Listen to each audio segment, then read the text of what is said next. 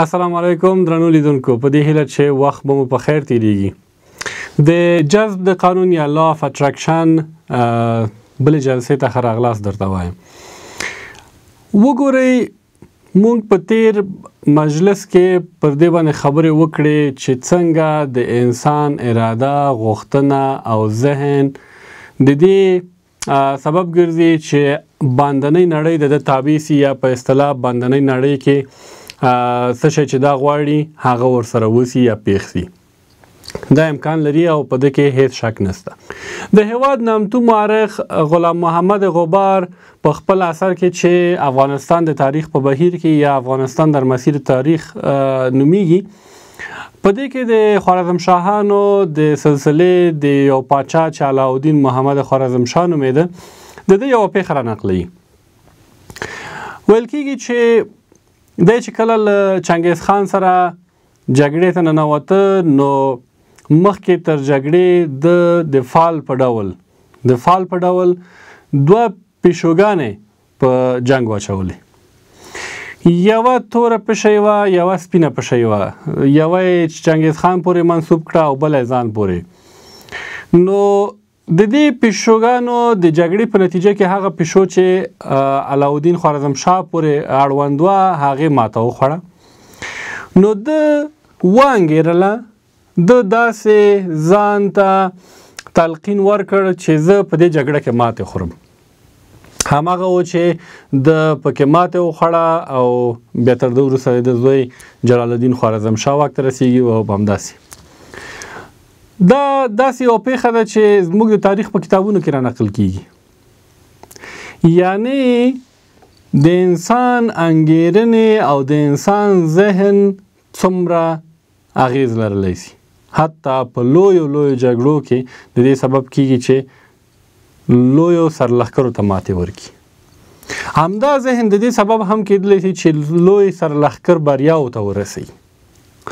یوه بله تجربه داسې ښیي چې له یو ورزشکار څخه غوښتنه کیږي چې راشه د هغه خپل ټاکلي وزن نه 10 پاونډه اضافه وزن پورته کړه. نو دا کس راځي کوښښ کوي چې هغه وزن پورته کړي، نو نه توانیږي. وروسته ورته ویل کیږي چې راځه له هغه خپل ټاکلي وزن څخه 10 پاونډه کم وزن پورته کړه.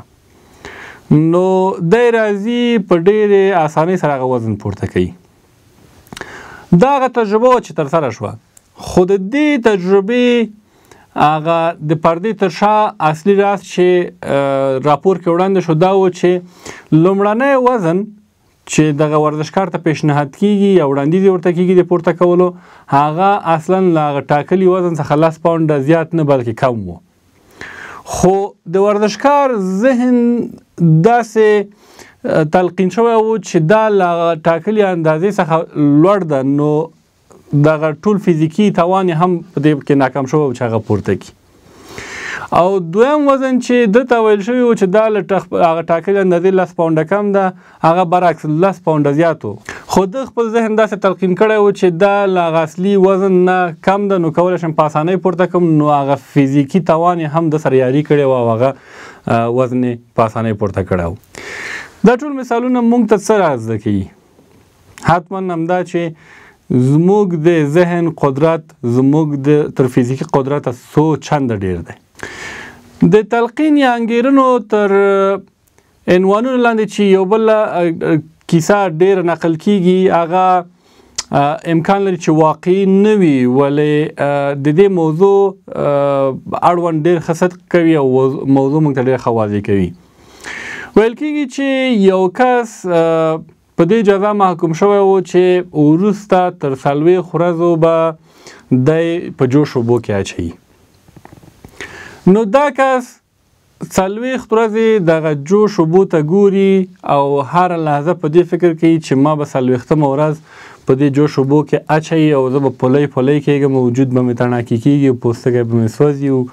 هغه ټول پایلې په ذهن کې ځان ته تصویر کړی وي.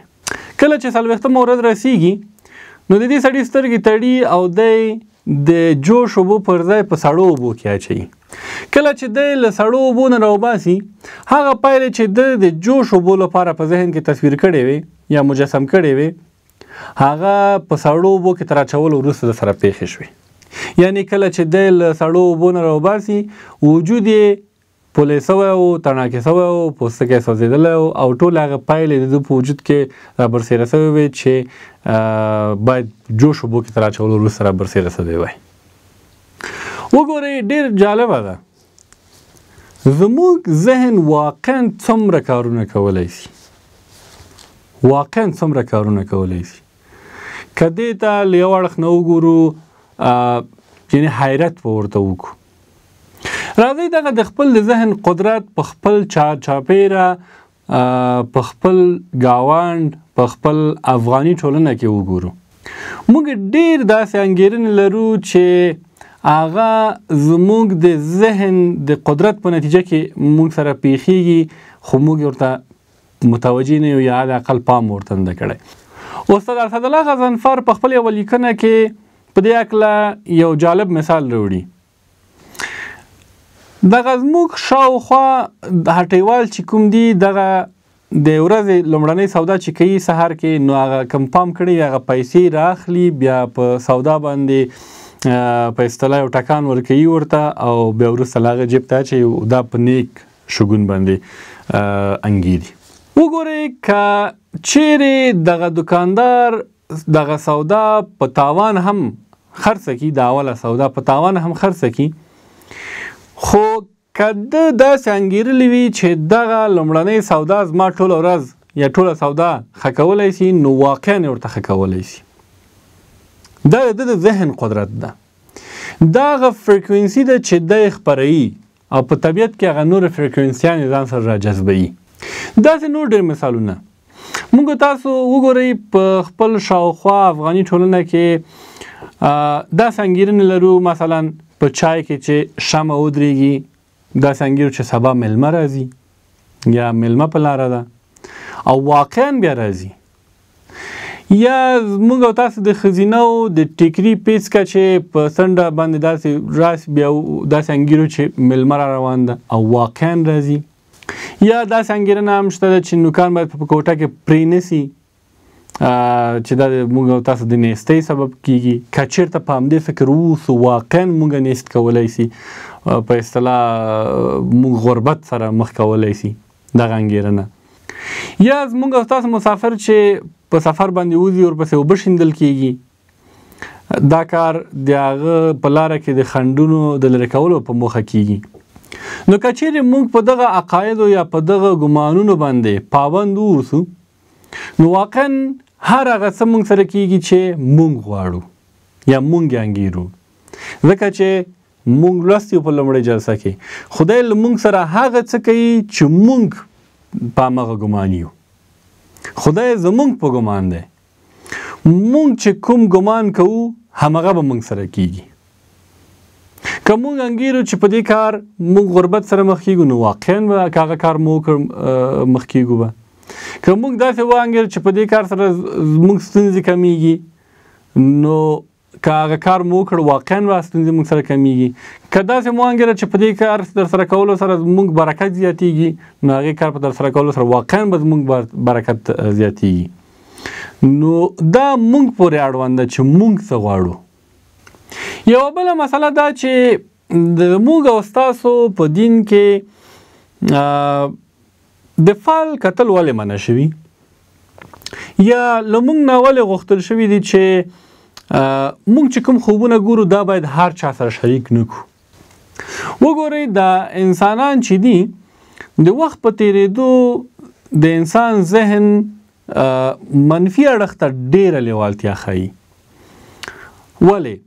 دا ځکه چې انسان چې څومره لویږي تجربې ډېرېږي نو شاوخوا چاپیریال نه د سره ځینې جفاګانې کیږي نو د همغه جفاګانو په اساس باندې د منفي باف کیږي په اصطلاح. مثلا یو کس د سره وعده خلافي کوي بل ورځ د بل کس په وعدې باور نه کوي.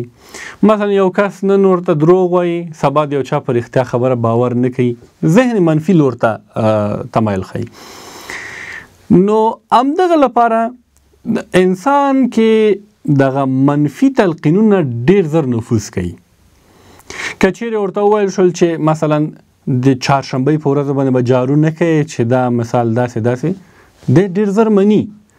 منفي تلقینونه ډیر زر مني. نسبت دی چې مثبت تلقین ومني.